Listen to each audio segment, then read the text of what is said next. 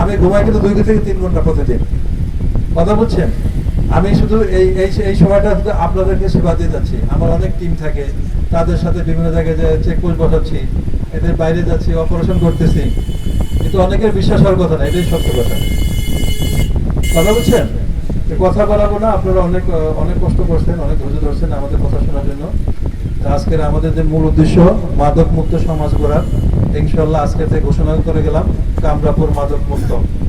ইনশাআল্লাহ এই কামরাপুরে কোনো মাদক থাকবে না ইনশাআল্লাহ। আমাদের যুদ্ধ মাদকের বিরুদ্ধে, বলেন আমাদের যুদ্ধ মাদকের বিরুদ্ধে। যে মুখে ডাকিবা সে মুখে মাদকে না। ডাইরেক্ট অ্যাকশন, মাদকের বিরুদ্ধে direct action, action action, direct action, কামরাপুরের অ্যাকশন, ডাইরেক্ট অ্যাকশন, মাদকের বিরুদ্ধে ডাইরেক্ট অ্যাকশন।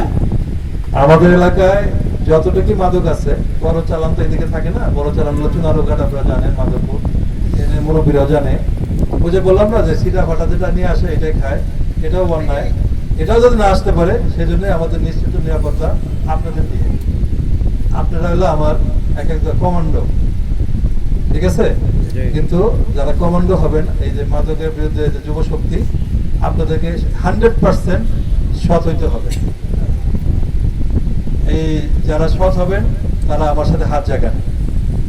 এই যে সৎ হয়ে এই মাদকের বিরুদ্ধে আমরা অ্যাকশনে যাব ইনশাআল্লাহ। আমাদের মনের মধ্যে কোনো ক্রমে খারাপ কিছু পোষণ করব না আমরা, মনে থাকবে ভাই? কারণ ওই মাদকের কারণে আপনার ভাই, আপনার চাচা, আপনার বাবা, আজকে একটা ঘটনা বলি আপনাকে। বাবা ও ছেলে, মা, মেয়ে ও ছেলে থানাতে আসছে তার বাবাকে ধরাই দেওয়ার জন্য। এসে তার বাবা মাদক খায়, মাদককে বাসায় অত্যাচার করে।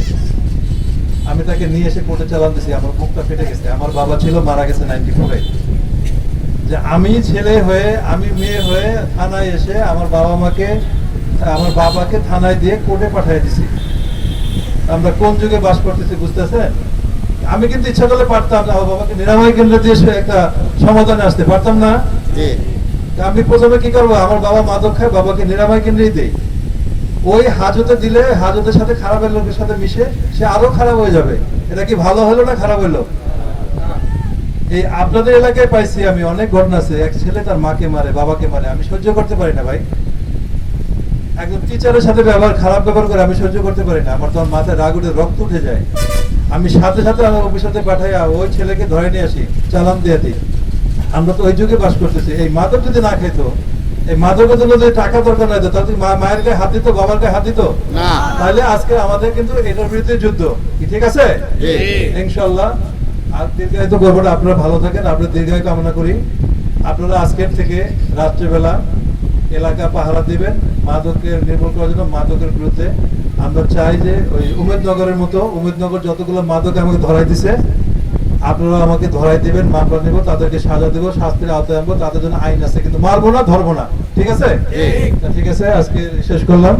পরবর্তীতে আমরা তখন দেখবো যে আমাদের এলাকায় মাদক মুক্ত সম্পূর্ণ হয়ে গেছে। আর একটা মিটিং করে মাদক মুক্ত ঘোষণা করে তখন আমরা 3 নম্বরে চলে যাবো, 4 নম্বরে চলে যাবো।